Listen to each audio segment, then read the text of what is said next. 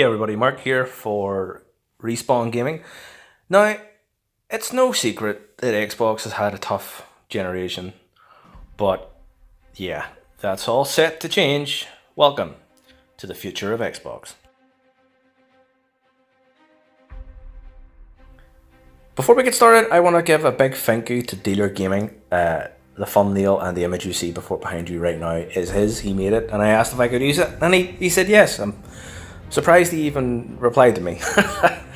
Now, the future of Xbox. Now, this all, regardless of whether you see it as a good thing or not, would not have been possible without the leadership of Phil Spencer. This man is single-handedly the best thing that has ever happened to Xbox, in my personal opinion. Everything that seems to be happening, the man is so passionate about it when he talks about it. I mean, you just seen him at E3. He was almost as excited on that stage as the fans were watching. It's undeniable. Now, Project Xcloud, the first thing I wanted to talk about, this single-handedly has already won the next generation for me personally in my household. Has already went right, PlayStation's not even in the running. Xcloud, play on any device. Play your games on any device, not a particular closed library like Game Pass, like PlayStation Now. This thing is going to work where you can play your game library. Every game you own, every digital game you own is going to be playable on any device. Phones, laptops, so long as they are either compliant or can run the Xcloud application, whatever way they decide to implement this onto these devices, it's going to be fantastic for me. It means next generation I can purchase the biggest Xbox model, the most powerful SKU. Yes, there should be two at least. And then instead of having to buy another one for my son or make him feel less of a gamer for having to sell for the cheaper box, I can happily let him play on Xbox Anaconda. That's the name of the dev kit for the more powerful Xbox. He can play his heart out on that, and I could be sitting in the background on my phone, chilling out, playing Forza Horizon 4, having an absolute blast just like he is, but on my phone. Not only will this make the next generation more financially feasible for a lot of people, it will also allow people from different platforms to dabble in the Xbox ecosystem.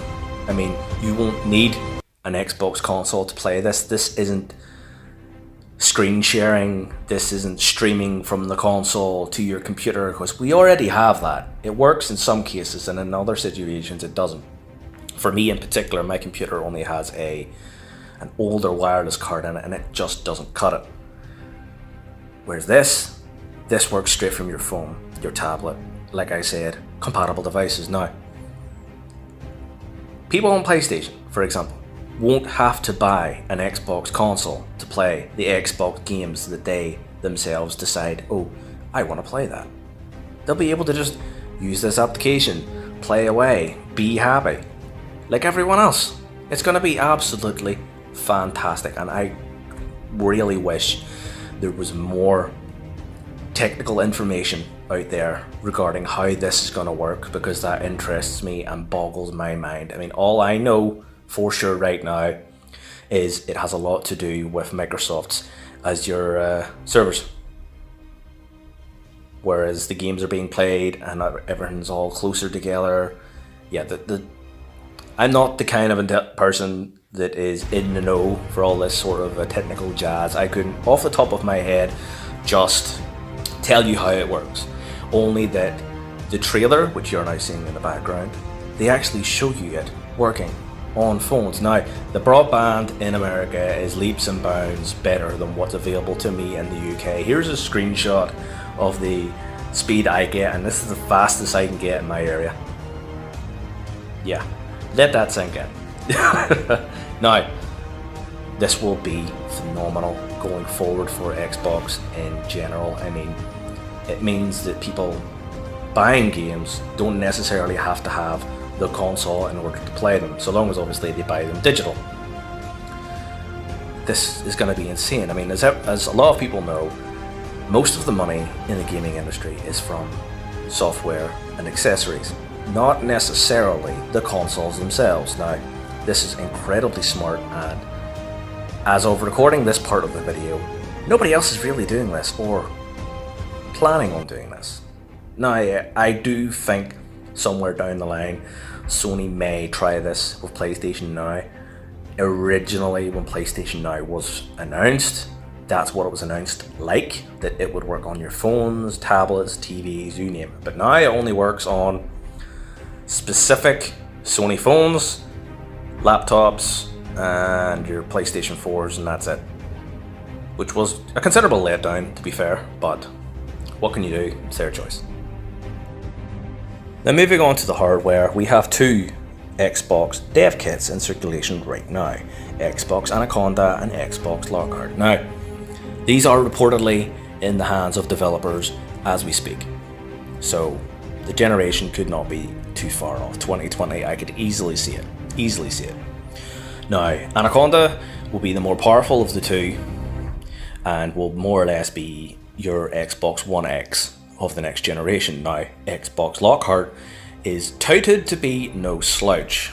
It may be your Xbox One S counterpart, but it's reported that it should be as powerful, if not more powerful, than an Xbox One X. Now, bear in mind, they are using Zen 2 architecture, as far as I can tell, and a sort of a custom Navi architecture for the GPU side. Now, that combined with the reports that Microsoft is working on faster loading times and stuff like that, and technology to help this, I could see both next-gen Xboxes being absolute monsters.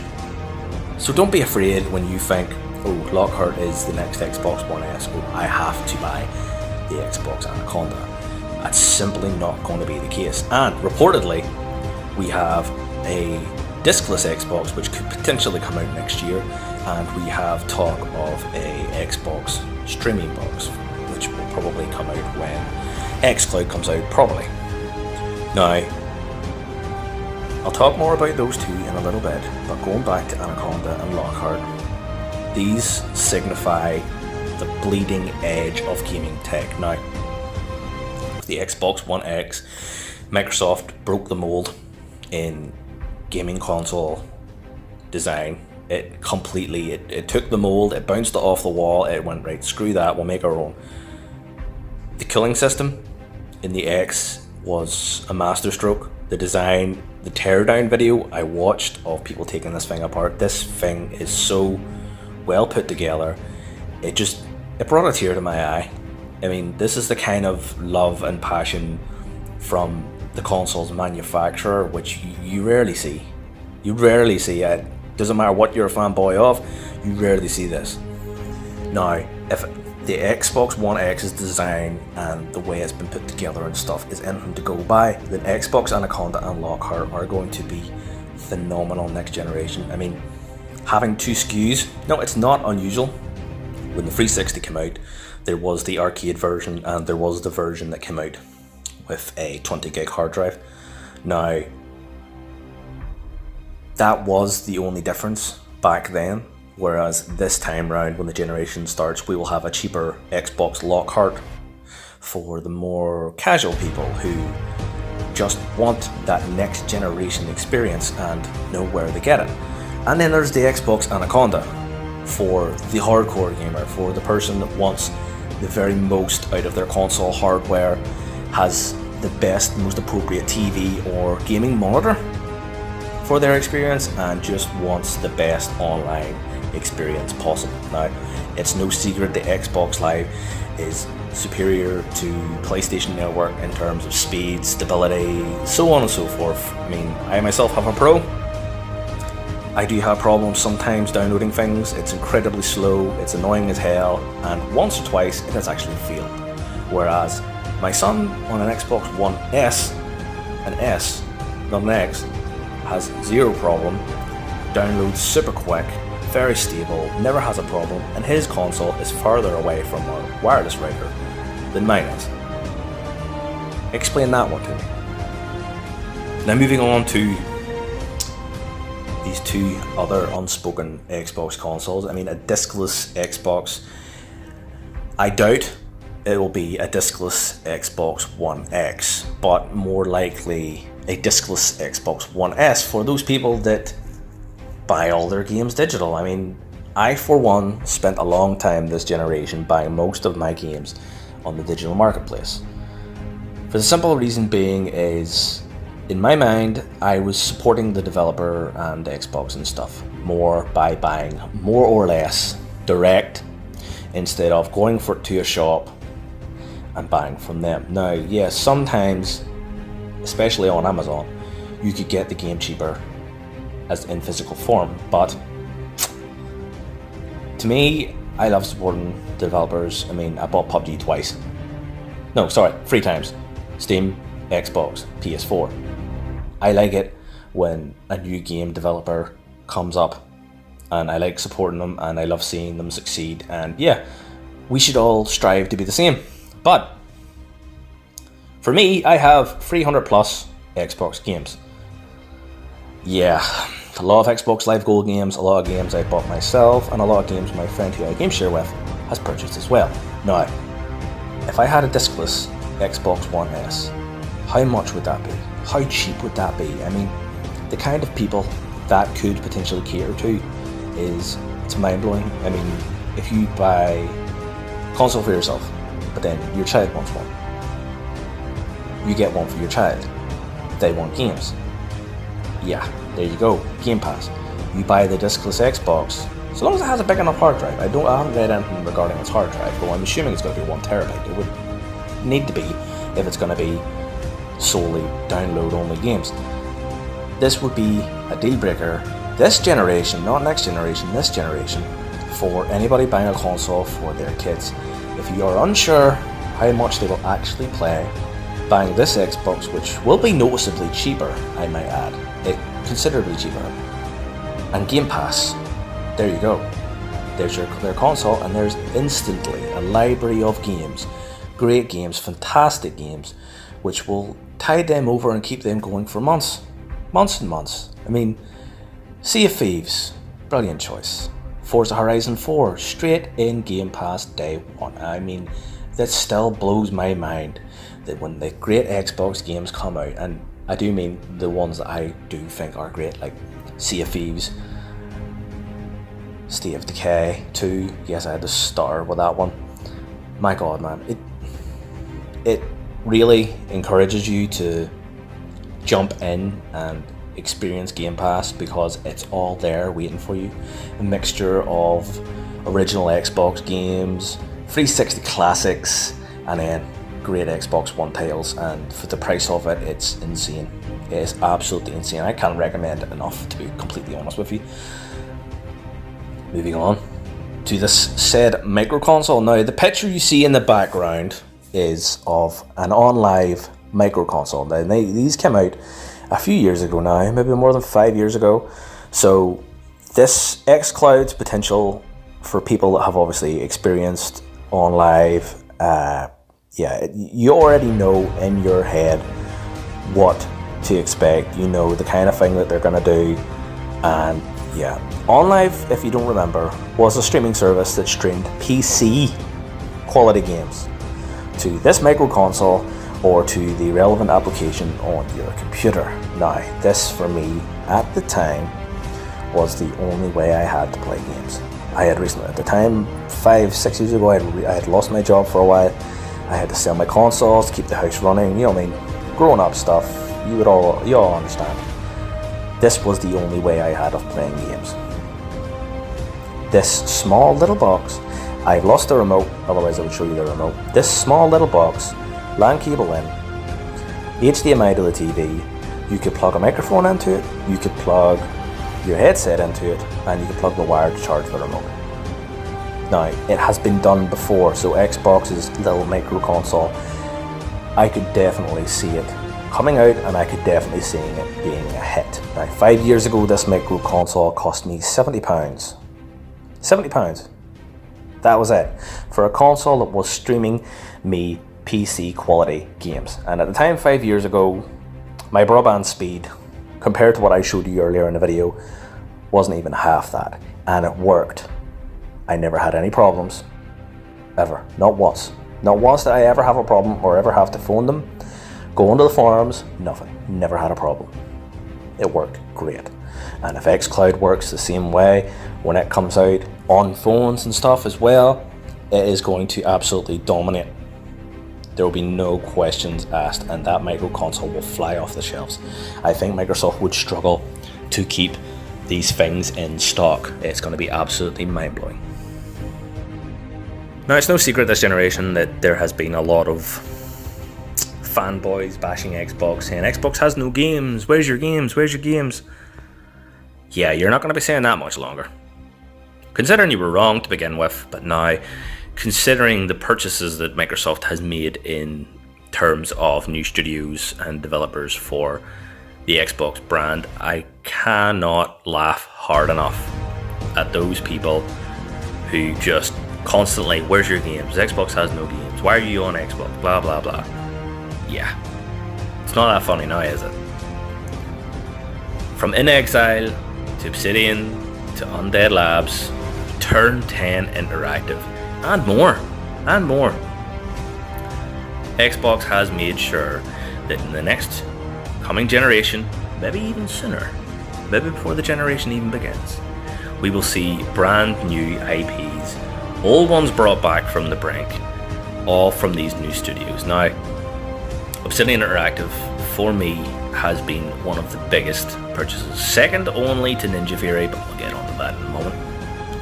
Obsidian made one of my all-time favourite RPGs, Fallout New Vegas. Now, I am not alone in this. I know a lot of people that absolutely love that game. It is one of the best Fallout games, and is one of the best RPGs. The only RPG I hold in higher esteem than Fallout New Vegas is Skyrim.